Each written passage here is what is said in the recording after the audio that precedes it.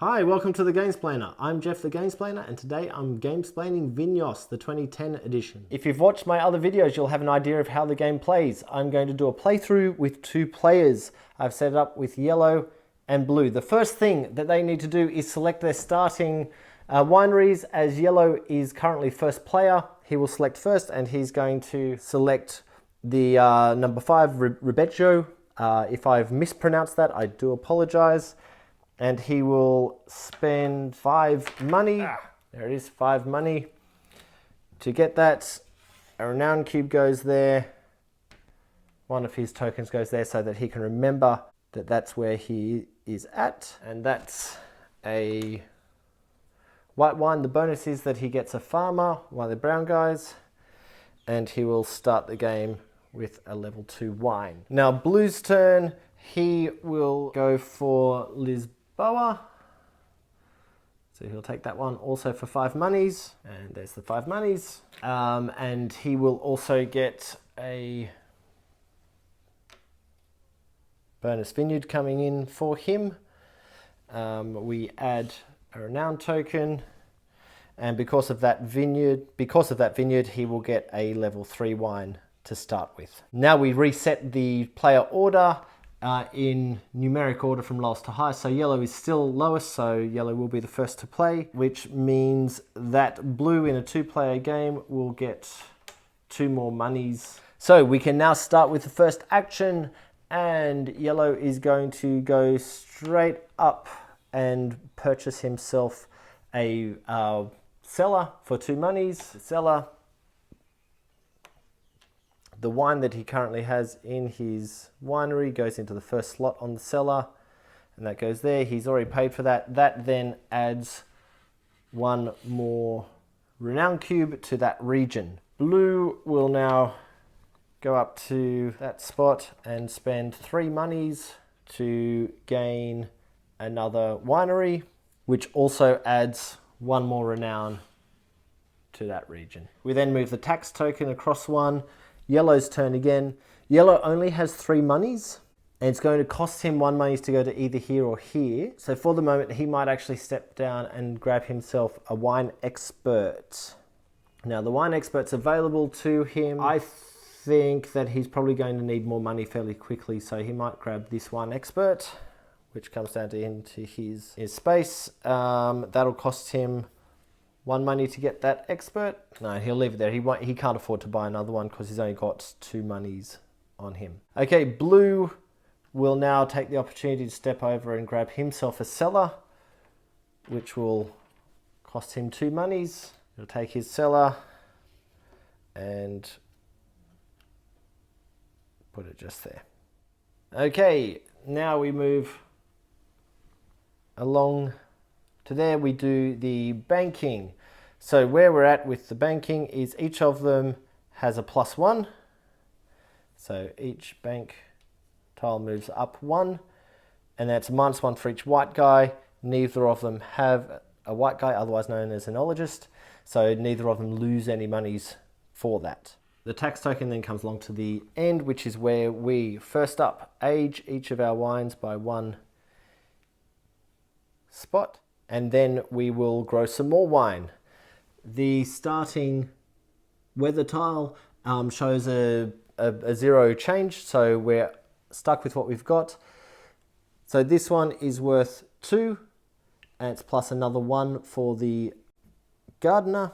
In fact, I believe that I have goofed. Because of the gardener, this starting wine should have been a level 3 starting wine, so I'll change that out now.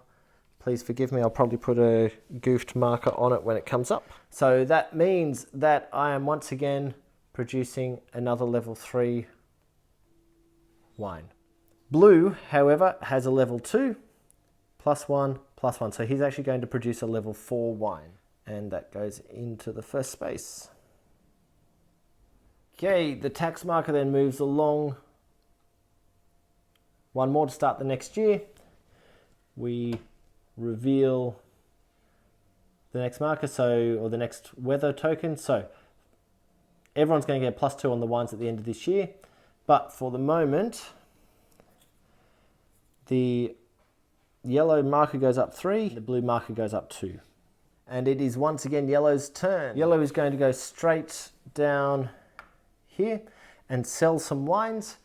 He has 2 wines, both of which are worth 4 because of their location in the cellar. So if he sells both of them, he can get 8 monies.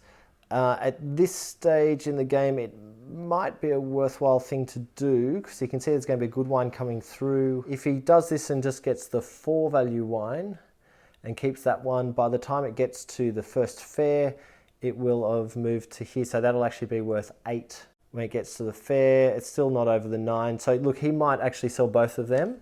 So selling those 2 wines will get him 8 monies, and that goes straight to his bank account. 1, 2, 3, 4, 5, 6, 7, 8. So 6 plus 14 is 8. And both of those were whites, and they're both going to get sold to there, which actually means that one of them was only worth 3, not 4. So we'll pull this back down to the 7. So I should have looked at that first. Think about play order. Okay, the next thing to happen is blue. Blue is going to step to here to hire for 2 monies, 2 enologists. So his next valued wine is going to be huge.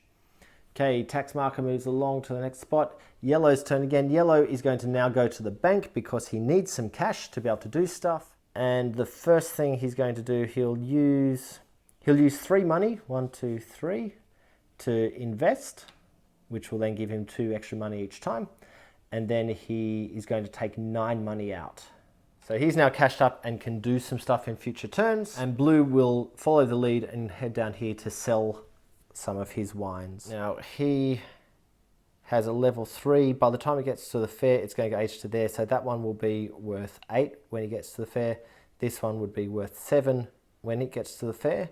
That's not over the 9 that he needs. Yeah, no, so he's going to sell both of his wines as well. So he's got a 4 and a 5, both in red. And he's actually going to sell the 4 as a 6 and the 5 as a 5. So he's going to use to up the value of his 4 to a 6. So that's worth 6 money. And this one, 4 plus 1 is 5, will be worth another 5. So he gets 11 money for that. So he's currently on 6. That pushes him to 17. Tax marker then moves along to the bank track, and blue gains 1 extra money, yellow gains 2. And blue has 2 enologists, so he's going to need to pay both of them. So that'll cost him 2 money. Then we move along to the wine aging time. Neither of them have any wines to age, so they just develop new wines. So this one's got 2 plus 1 is 3, plus the weather, which is 5. So he needs to create a value 5 white wine. There that is, straight on the end. This one has value 2, 3, 4, 5, 6, 7, 8. So he's creating a value 8 plus the weather of 2. So he's creating a value 10 red wine. Goes into that first location. Now, the next thing that happens is we go into the fair.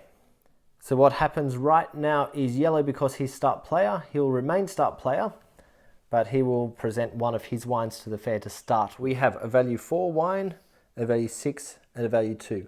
None of them are going to get him any score on the track, but he could be in trouble there. But looking at the weather card, he could get a barrel up the top there for a 1, 2, 5, or 8 region.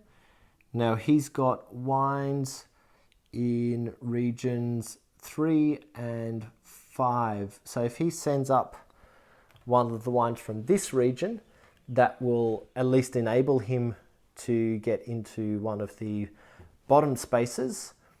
So he might send up he's sending up a white, so the top space is out. If he sends up something that's a value 4 or more, that might do him okay. No, he only wants to put 1 barrel up there, so he's going to send up this level 2 wine, which gets him 0 points, which means he's not going to be able to use a magnate, but he wants to score of these two cards, or these two tiles. So he's going to take that, which will give him indeed 2 points straight away.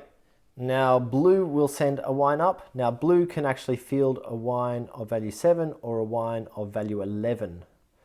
So he might actually go for the value 11 wine straight away, and no, that gives him a level 2. Straight away he's even with yellow.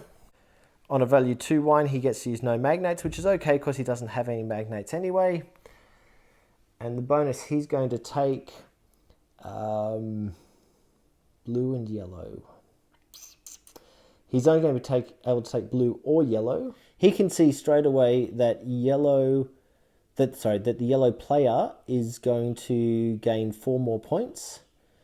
So realistically, he's only going to be able to gain 2 more points for either of these, because there's no tiles that have that combination again. So he might just bite the bullet and go for the money and take 3 monies. We now go up here and add barrels. So yellow probably should have done this straight at the end. He went for a white wine of value 2. So he can only go into the bottom space, and he will spend one of his wines to send this guy a barrel up into that space. The blue player, however, sent up a red wine. It was higher than value 4, and it was from region 6. So he can't go in the bottom one, but he could go in either of the 2 top ones. Place a barrel in both the spots where the guys liked his stuff, which is on that one and that one. Now we come to the scoring.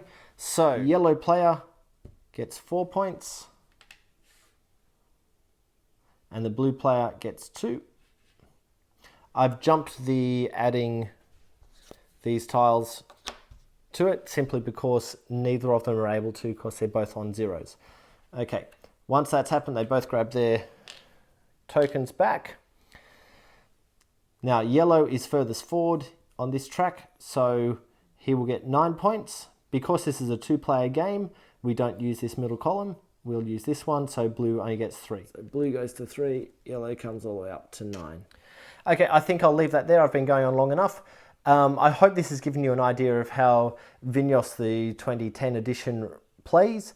I hope this helps you get Vinhos to the table. If you have any comments or suggestions, please write them below. If you have any games that you wish to be Gamesplayed, please shoot me an email at thegamesplainer@gmail.com. Follow me on Instagram and Twitter at thegamesplainer to keep up to date with the games that I'm playing. Check out my blog, thegamesplainer.wordpress.com, to read about my adventures in gaming each week. Subscribe to my videos to keep up to date with the games that I'm gamesplaining, and until next time, enjoy gaming.